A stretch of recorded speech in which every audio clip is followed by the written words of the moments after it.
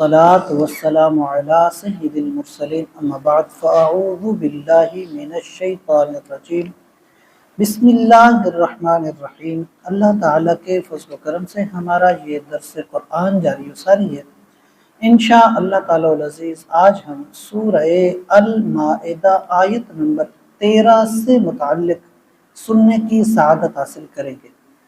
سابقہ جو آیت کریمہ گزری ہے اس میں اللہ تعالیٰ نے بنی اسرائیل سے متعلق تذکرہ فرمایا کہ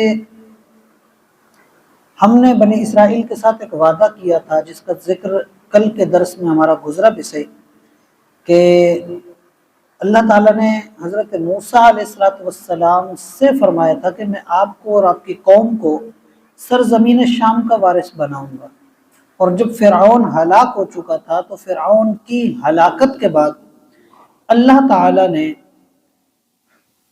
حکم دیا کہ بیت المقدس کی طرف جائیں اور بیت المقدس میں جو قوم آباد ہے اس قوم کے ساتھ جہاد کریں، اور جہاد کے بعد آپ لوگ اس سرزمین کے وارث ہو جائیں اور وہاں پر رہیں، وہ آپ کے رہنے کی جگہ ہے۔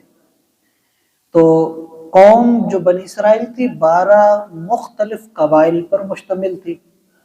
12 قبائل اپنی اپنی بات مانتے تھے، تو طے یہ ہوا کہ ہر قبیلے کا ایک سردار بنایا جائے اور وہ سردار اپنی قوم سے بات منوائے، اور وہ قوم اپنے سردار کے ماتحت رہ کے کام کرے گی۔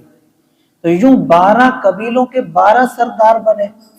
تو اب یہ ہوتا تھا کہ وہ 12 جو سردار تھے وہ حضرت موسیٰ کے پاس رہتے تھے، ساری بات چیت اور مشورہ اور سارا کچھ، اور اس کے بعد جو حضرت موسیٰ علیہ السلام انہیں حکم دیتے وہ جا کے اپنی قوم میں وہ چیز بولتے تھے۔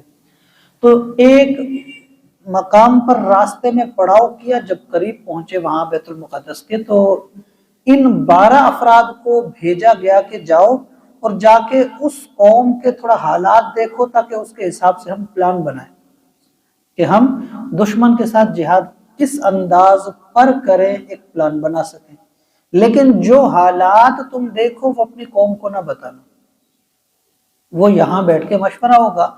یہ لوگ گئے، انہوں نے دیکھا کہ وہ تو بڑے طاقتور ہیں، دیکھا کہ وہ بڑی بڑی جسامت والے ہیں، دیکھا کہ وہ بہت زیادہ لوگ ہیں، یہ گھبرا گئے۔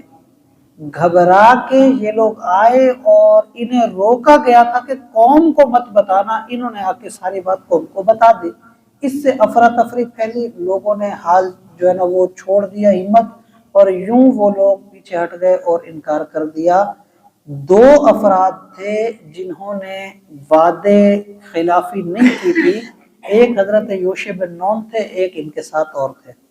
انہوں نے قوم کو کچھ نہیں بتایا تھا، لیکن باقی 10 افراد وہ غلطی کر گئے۔